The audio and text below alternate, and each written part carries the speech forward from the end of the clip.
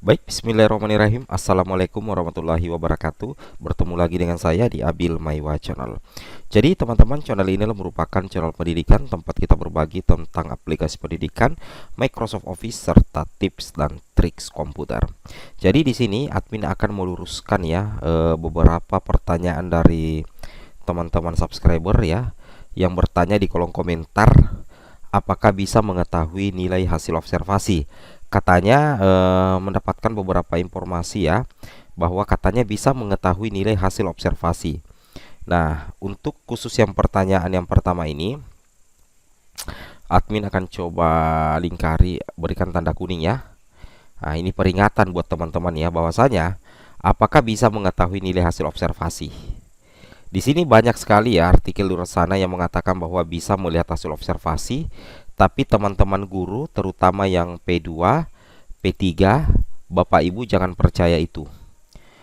Untuk mengetahui nilai hasil observasi itu bukan ranah Bapak Ibu ya. Itu bukan ranah Bapak Ibu, dan kita tidak bisa melihat hasil observasi.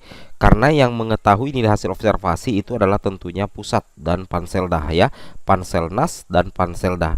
Itu yang berhak mengetahui nilai hasil observasi. Sedangkan untuk yang diobservasi, yaitu guru honorer, baik itu P2 maupun P3, itu tidak bisa melihat nilai hasil observasi. Jadi Bapak Ibu jangan mau dikibulin ya dengan informasi-informasi sesat yang mengatakan bahwa bisa mengetahui nilai hasil observasi. Itu salah besar ya Bapak Ibu ya. Khusus untuk V2 dan V3, jangan dipercaya artikel yang mengatakan bisa mengetahui nilai hasil observasi. Itu sesat Bapak Ibu ya. Sekali lagi admin informasikan bahwa untuk nilai hasil observasi itu akan ada pengumumannya nanti. Tapi bukan nilai yang dilihat. Apakah Bapak Ibu lolos ASN atau tidak lolos ASN, itu yang akan Bapak Ibu lihat. Nah, mengetahui nilai hasil observasi itu bukan ranah kita. Itu adalah ranah dari Panselnas dan Panselda. Dalam hal ini pemerintah penyelenggara seleksi P3K guru di tahun 2022. Itu yang harus Bapak Ibu pahami dan Bapak Ibu cermati. Kemudian ada lagi yang bertanya, bagaimana peluang lulus V2 dan V3? Nah, Bapak Ibu perlu ketahui terkait dengan peluang lulus V2 dan V3, tentunya kita tidak bisa melihat ya dari satu sisi saja. Bapak Ibu perlu ketahui antara V2 dan V3 itu ada skala prioritas, yang mana sudah kita ketahui bersama bahwa P2 itu yang pertama diseleksi observasi, setelah itu berlanjut ke V3. Itu yang harus Bapak Ibu ketahui ya. Nah, terkait dengan bagaimana peluang lulus V2 dan V3, kita akan kupas tuntas melalui informasi pada hari ini.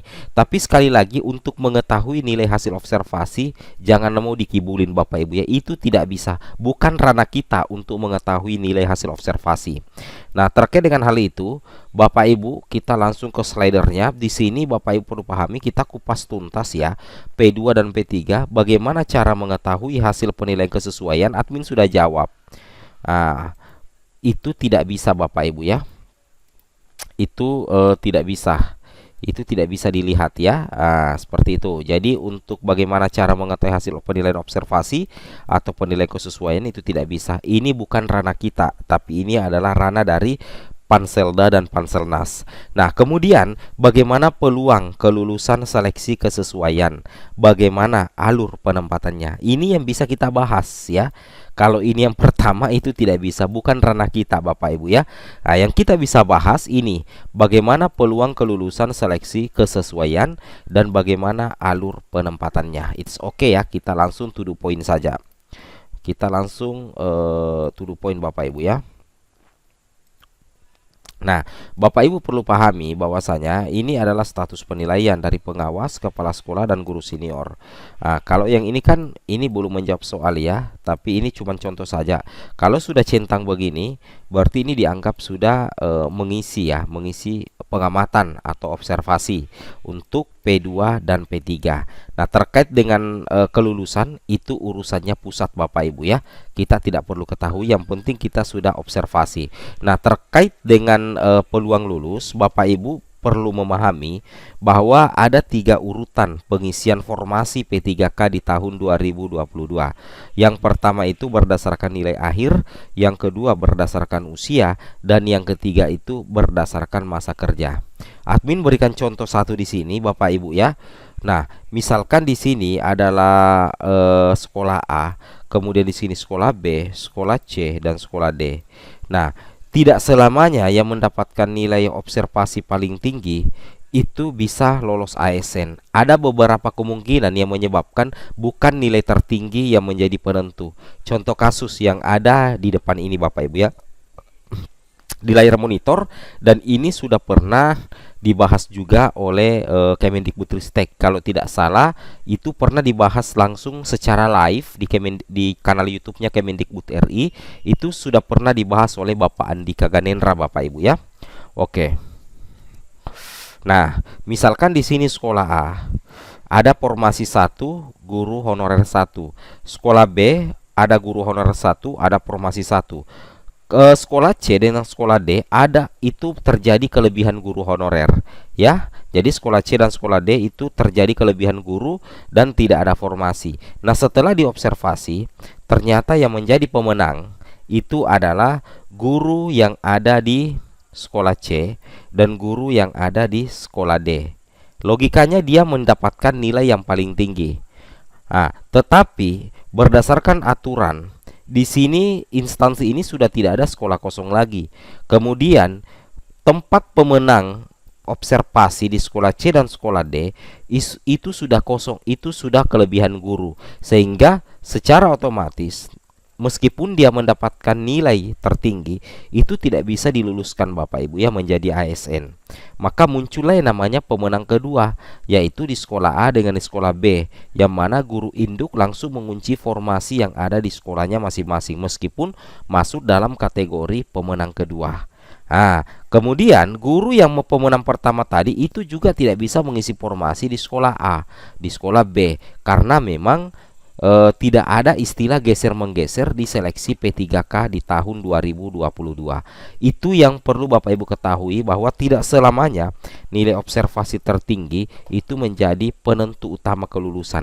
Ada beberapa penyebab sehingga meskipun mendapatkan nilai tinggi itu tidak ditempatkan ya, tidak mendapatkan penempatan. Kemudian berikutnya di sini ada lagi yang bertanya, bagaimana kalau nilai akhirnya itu sama semua? Maksudnya hasil pengamatan observasinya sama semua Bapak Ibu. Misalkan di sekolah ini ada 4 guru honorer, 2 formasi guru induk ya, Pak Mamat, Bu Nana, Bu Roni, Bu Sintia.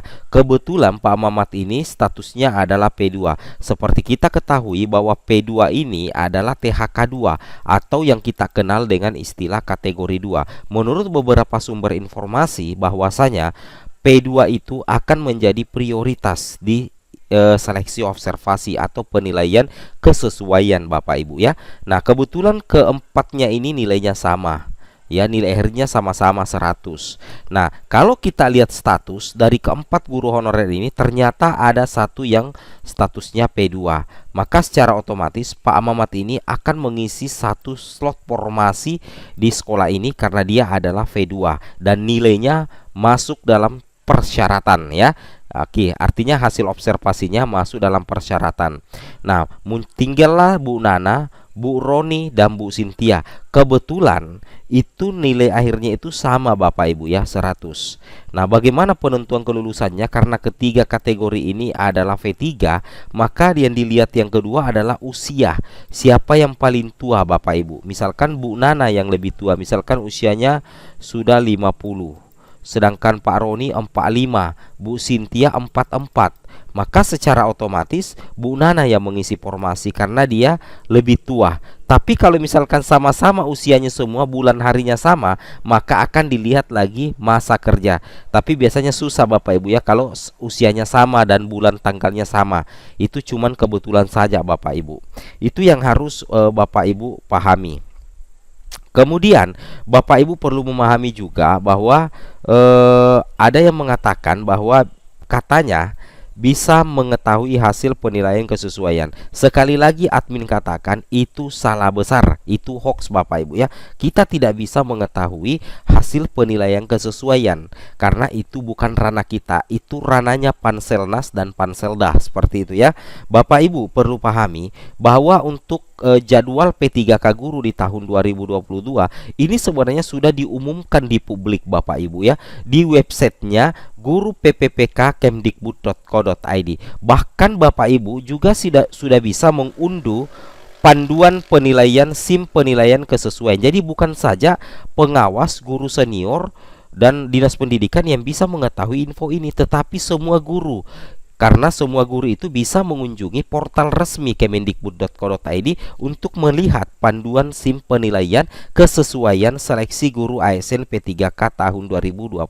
Jadi ini sudah menjadi rahasia umum sih Bapak Ibu ya. Nah, Bapak Ibu perlu memperhatikan kalau ada yang mengatakan bisa mengetahui hasil penilaian kesesuaian, itu bohong Bapak Ibu ya. Karena kenapa? Di sini kalau kita lihat jadwal, kalau jadwal yang diserahkan oleh Panselnas itu untuk pengolahan hasil penilaian kesesuaian itu masih berjalan sampai tanggal 13 Desember Bapak Ibu ya. Kemudian nanti serentak pada tanggal 2 sampai tanggal 3 Februari 2023 baru ada pengumuman hasil seleksi. Apakah Bapak Ibu lulus ASN atau tidak? Ini serentak Bapak Ibu ya. P1, P2, P3 dan pelamar umum. Itu di bulan Februari tahun 2023 kalau tidak ada perubahan jadwal. Ini resmi dari Panselnas dan diposting publik di guru pppk.kemdikbud.co.id. Itu yang mesti Bapak Ibu pahami dan Bapak Ibu cermati. Oke, assalamualaikum warahmatullahi wabarakatuh.